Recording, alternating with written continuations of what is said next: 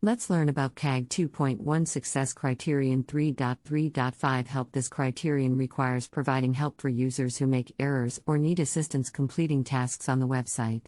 The following are some examples of how to implement this criterion in code.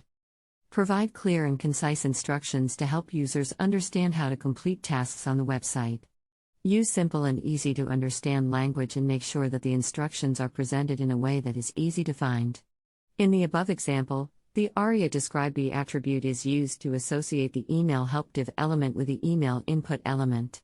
When the user focuses on the email field, the email help div is announced by screen readers and is available for users who need help with completing the form.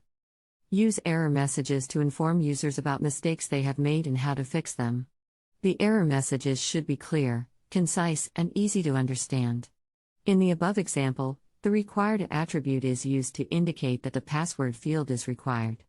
The ARIA describe B attribute is used to associate the password help div element with the password input element.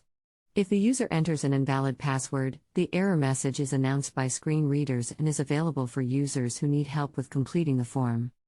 Provide links to additional resources or support options that users can access if they need help completing tasks on the website. In the above example, the element is used to create a link to a help page on the website.